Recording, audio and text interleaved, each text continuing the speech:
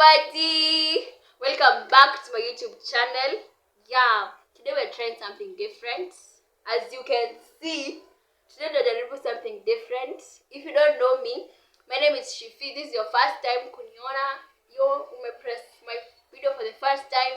My name is Shifi, and if this is not your first time, kama wewe ni mwenyeji, karibu.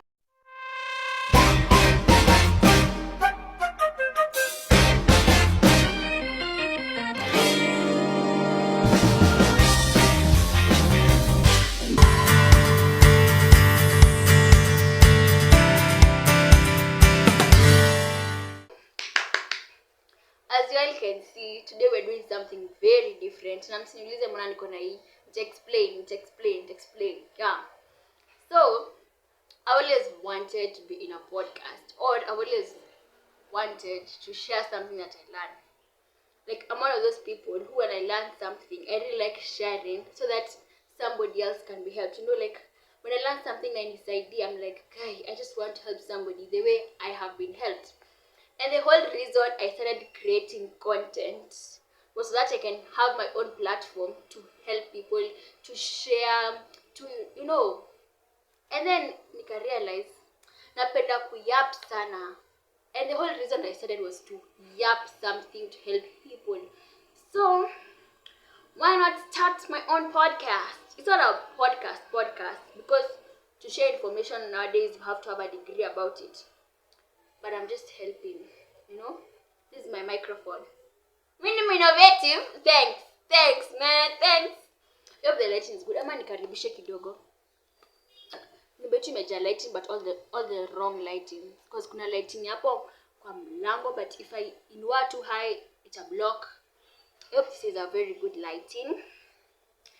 So this mini series of a mini podcast is gonna be called If the Topic Was About. Yes. I'm gonna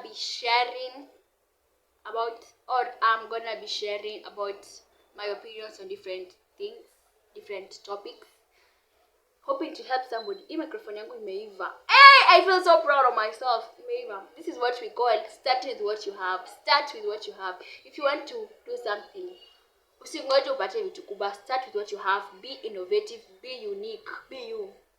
Yeah, nimetumia umbrella. Thanks. Mimi ni mjanja. Thanks. Where?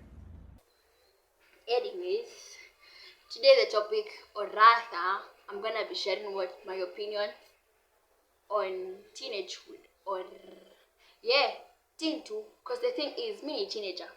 I'm also part of the process, and these are my opinions. So these are the things nimeweza kupick. Right now I'm 17. Teen nanzanga 13. For these 4 years, this is what I've been able to pick, and I hope somebody will feel seen, will feel heard, ajue that hako peke yake. You know the thing with being in the same phase, we kind of experience the same problems. We experience kind of like see exactly the same shida, or exactly the same feelings, but ziko two in line. If I feel overwhelmed at a point by this and this, and when you guys tukishare, like when I talk with my friends, napata kumbe una struggle na hii, kumbe ina kusumbua. Exactly. So this is why nimeona let me just share. You never know who might need this. Yeah. Niko kamaji. This is my water. I hope niko na juice, but tuna water. So this is my journal. I hope tunaiona. Na niliandika maswali jana. Just like 5 questions from ChatGPT. And I'm gonna be answering them. And I hope by answering them, somebody will be helped. Somebody will feel heard, will feel seen, and know that they are not alone. Yeah. So welcome to episode 1 on If the Topic Was About. Niko home alone. No wonder I'm able to do this. Guys, unajua realize I'm supposed to be looking at the camera, and I end up looking at myself all the time. So hopefully I remember to look at the camera. The camera is here and I'm looking at myself, admiring God's creation as always. My camera is good, my microphone is good. That's better.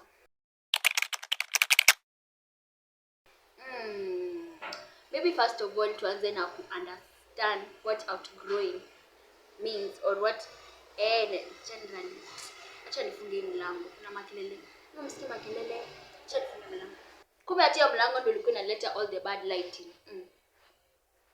Growing, I think, in like simple terms according to me, inamaanisha not liking the same things you used to like, or not finding joy and comfort in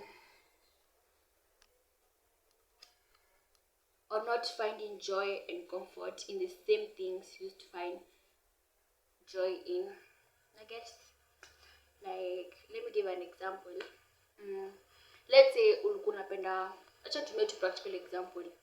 Kitambo, I used to be obsessed with mocha. Like, anybody who knows Shifra knows mocha, literally.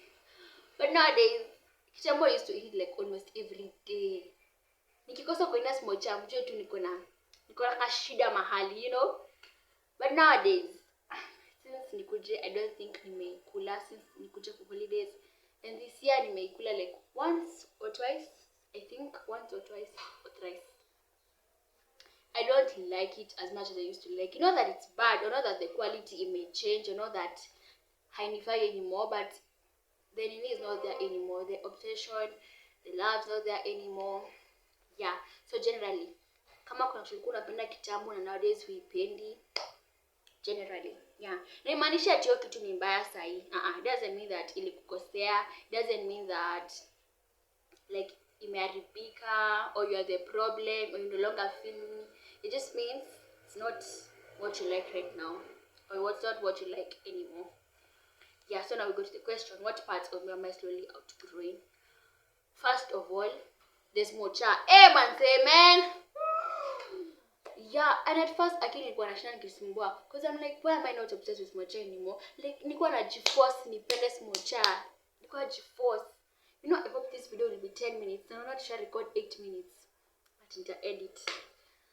I used to be obsessed with mocha. And I used to force, this year now, I used to force myself to eat mocha. But saying, well, I think it's okay. I mean, she was mocha ni mbaya. Just means siku hapo anymore. See feel anymore.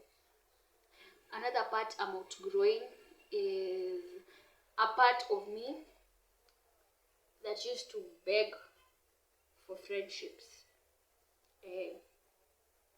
I think friendships pia is a thing that I'm outgrowing. Friendships zenye za kitambo. Unajua kitambo, like I have a friend tumejuana tangu class 1. And we would force connection right now. So you can imagine from class 1, both of us have grown, like obviously in very many different ways. And right now, trying to be friends in a to strain to like we're just forcing things there. Yep, nimelearn to be like, it's okay. So friendship is something I'm outgrowing.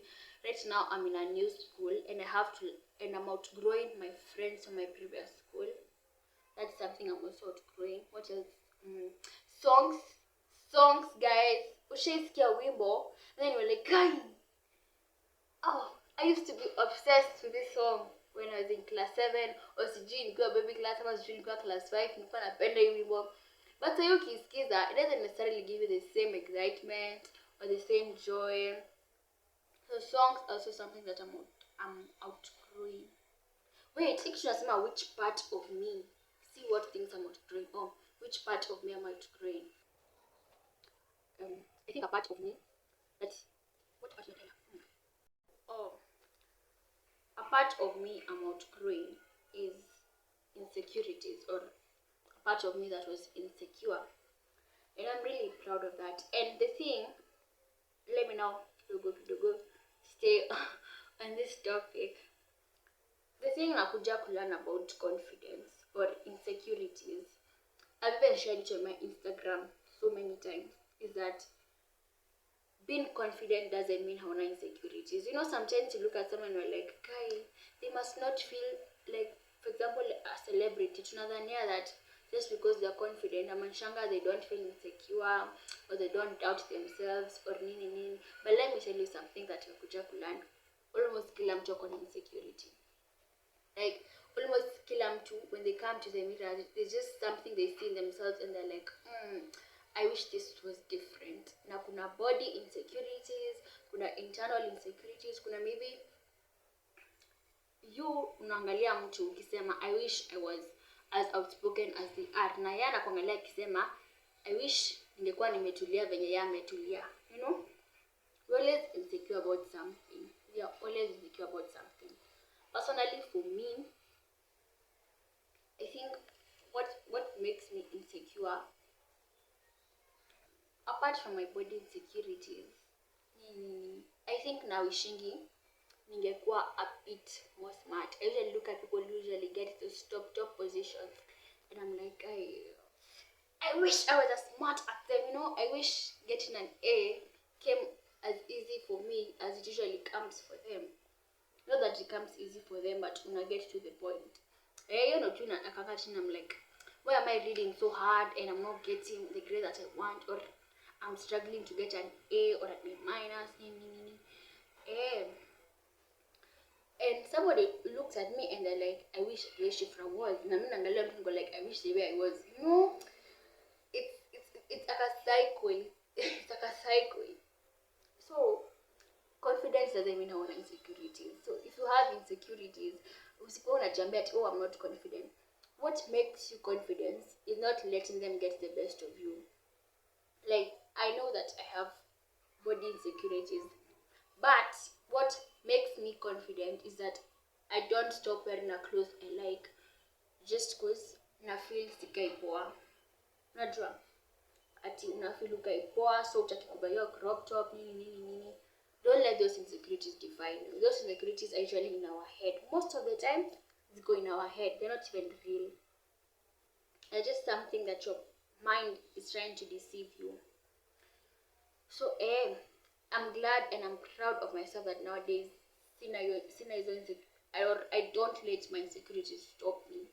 Just because I'm not getting the A I want, or I don't feel smart enough, doesn't mean I won't answer that question in class. No. Just because I don't feel like I'm niko talented enough to join drama doesn't mean I won't join drama. You see, that's the difference. It's not lack of insecurities. It's not letting the insecurities get the best of you. It's not letting them define you. You define yourself using the word of God. God calls you chosen. God calls you beautiful. God calls you his child, more precious than rubies. Go with those definitions. Yeah. The lighting. Akindashinda nikimovie kitu mpaka ni feel lighting na nibamba. Haya. I hope I've answered that question my best ability. And as I answer this question, also ask yourself, what part of you are you outgrowing?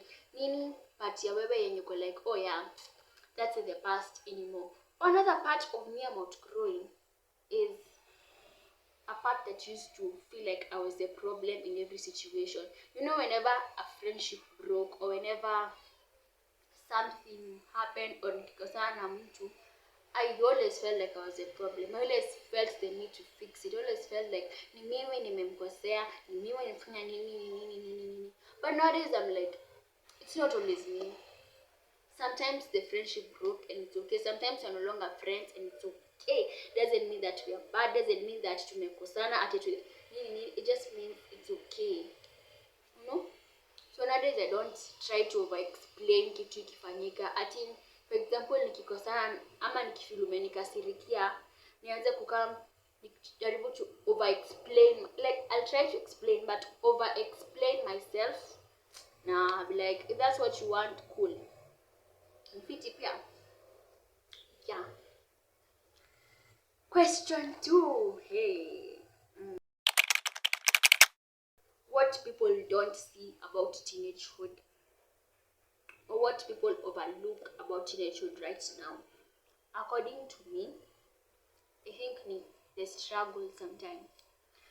One thing sipendi, na najua tuko wengi, sipendi kushare alafu mtu ananipea advice according to kenye you work for.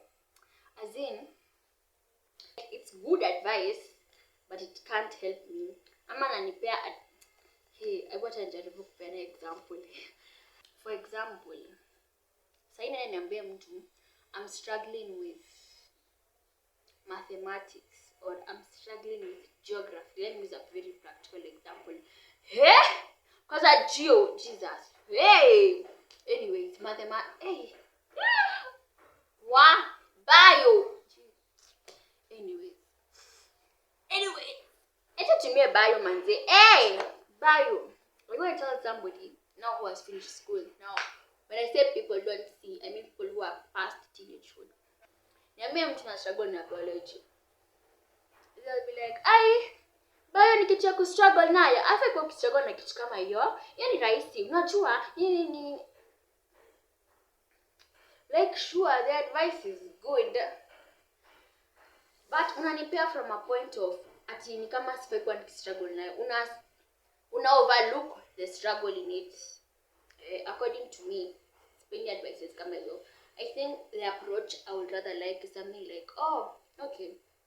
For example, niambie mchezo na struggle na bio, aniambie, yeah, mzee, inakuanga tough at times, but you can try this and you can try this. You see, I may acknowledge that na struggle na akapeana. Si ku overlook and be like, that's something I should be struggling with. Advice napokea kama tu nipe example. Advice napokea sasa yenye nasikia tu inanibo is ati unajua kuna miaka 2 tu, vumilia tu. If you come to me with that advice, you will go back where you came from. Unajua tu ni miaka 2 tu. Toka ni advice yako by the way. Tuko na May, tuko na June, tuko na July, tuko na August, September na October. 5 months. And then to cross over to next year, tuko na January, February, March. Tuko na May, June, July, August, September. 5 plus 7, 5 plus January, February, ngoja. Tuanze hii mwaka. Kuna May, June, July. Tutoke August kwa holiday. But still spend your advice. I feel like you overlook the general struggle of being in high school. So yeah, I think another thing also people don't see, and now this is generally for everybody, not even for teenagers. Personally for me is the fact that there's a lot of unsaid expectations. Now it's the cliche saying usually say, the thing with teenagehood is that people treat you like a child but expect you to be an adult. According to me, and usually inaonekana in a point of confusion because there's some situations I'm like, sasa hapa nitabehave kama mtoto na nitabehave kama mtu mkubwa, because kuna at a point you'll do something and be like, hey, you're acting too big for your age, and then you'll do something else and they're like, unakuwa unabehave kama mtoto, and I'm like, some mnataka side gani? Same seven mnataka side gani? According to me, it has a lot of expectations, unsaid expectations from our parents, from the people around us, and I feel a pressure that I'm now going to the next question. I just say personally for me, ever since I gave my life to God, or ever since nianze a journey of self-awareness and self-growth, a pressure I'm feeling, and I was telling my friend about it yesterday, is like a pressure to not behave like everybody else, or a pressure to not do what everybody else is doing. Because akili yangu naniambia, or rather naniambia that, Shifra, you're a teenager, it's okay to struggle with, it's okay to want to do this, it's okay to want to go to these parties with your friends, it's okay to want to be part of these friend groups, it's okay to nini. But my heart knows that it's not the right thing to do. Like, my heart knows that drugs ni mbaya, that alcohol ni mbaya, that easy parties itani mess too. But I still feel the pressure of like, I just want to experience it, but I know it's wrong. And I think it's okay. I think it's okay, or I think it's normal, because when in the Bible, or if I can bring a biblical aspect, there's usually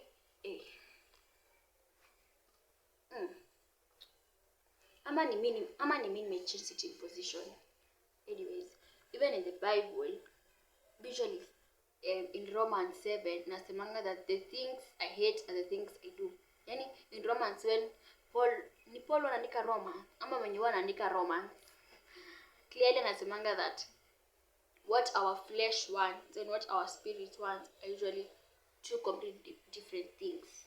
Like you see that thing when I hate, like me I hate pombe, or I hate drinking, or I hate parties, or I hate gossiping, are the same things that my flesh are wired to desire. What I get. So that's the pressure I'm feeling. And then there's also a lot of peer pressure, just generally. Kuna tu peer pressure mob, wanting to belong. Sometimes I look at things and I'm like, ama nifanye tu hivi ndio wanikubali, ama I just agree to do what they're doing so that I belong. That's a very honest feeling. Let me give an example. As I said, right now I'm in a new school. And there's a way I want to belong, right? Sitaki kukua an island. I want to belong. I want to be part of a friend group. And sometimes nimejipata in situations where nafanya something wrong because I just want to belong. I just want to feel like niko na rafiki or exactly. Kuna tu yo wanting to belong, wanting to feel you're part of a group. The pressure imejaa tu. Peer pressure iko in very many different forms pia. I've had my adult friends saying that they also peer pressure ukishamaliza teenagehood. Kuna peer pressure of unataka kukaa kama marafiki wako, like your fellow rich kids, nini. So peer pressure is generally just there. Na mimi sina advice ya peer pressure msi. The advice I can give is lean on God. Set your mind on the things above. That's a remedy that I'm using for myself. Whenever I feel, the thing with peer pressure is that it will lead you to things of the world. But Christ calls us to set our minds on things above. In First John, but there's a scripture that says, set your mind on things above and not things of the world. And he who loves the world hates God. So that's a remedy I'm using for myself, to set my mind on things above. And things above definitely do not include whatever peer pressure is, whatever it is. It's a nice remedy, or it's a nice solution that I'm using. Nimekuwa ikinisaidia to stand firm, because anytime I'm feeling a pressure to do something, nakaa chini, I'm like, is this what Christ will do? Is this right? No, then acha ikae. Yeah, the process is lonely, but yeah, nimeanza kufeel ni kama, but anyways, this is an honest conversation and I'm sharing.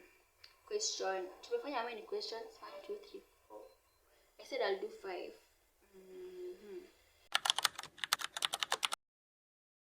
Number 1. Man, it's okay to be alone. Acha niwaambie, it's okay to be alone. Ikitu nimelearn this term, like, hey, it's been my motto. Term 1, Shifra, what have you learned? It's okay to be alone. It's okay to not have a friend group. It's okay to walk alone and not belong. I'll give an example. Nowadays, for those who know me, mimi iko hapa. For those who know me, they know Shifra as a very social person. Mimi mtu wa watu. Where there is vibes and inshallah, where there is kuongea, where there is kujibamba, Shifra is there. But this time, nimekuwa ndiye manaketingi peke yake kwa DH. Hey, I am the lonely person. I'm the lonely bookworm in school. Na imenisumbua. But it has also taught me that it's okay to kuwa tu peke yako. Especially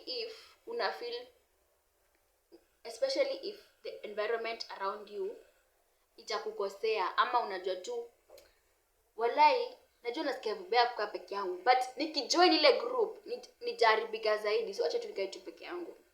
So it's okay to be alone. You don't always have to have somebody. You don't always have to walk with somebody. You don't always have to nini with somebody. Wenda peke yako, tembea peke yako, enda kwa DH peke yako, soma peke yako, nini peke yako. But it's not okay to be alone always. No man is an island, and God calls us to fellowship. So yeah. What else? Number 2, I'm learning about teenagehood. Is allow yourself to become. Don't hold on to things of the past. Allow yourself to become. Allow yourself to change. Change is inevitable. Usishikilie vitu of the past. Kama kitambo ulikuwa this way na unafeel unaanza kuchange, usikae so rigid on being the way you want. Allow yourself to change. Allow yourself to change the things you like. Allow yourself to change the dressing style. The thing is, sometimes unagopanga because unadhani watu watasema nini. Watu wengine wanakuanga tu wana feel anyways. Allow yourself to change. Allow yourself to become. The way tu nimesema, kitambo I used to be a social person, and nowadays naanza kuchange to be more of an ambivert. Not that extroverted, naanza kuchange to have an introverted side of me. Then allow yourself to change, allow yourself to become, because it's going to happen. And you can resist the change, or you can just choose to accept the change. Number 3, it's okay to stand out. Kila kitu hapa ni okay. Number 3, acha niseme. Number 3, what I have learned is take opportunities. Kuna so many opportunities nimemiss because I was so scared, or I felt like, watu watasema I'm doing too much. Watu watasema like najionyesha sana nini.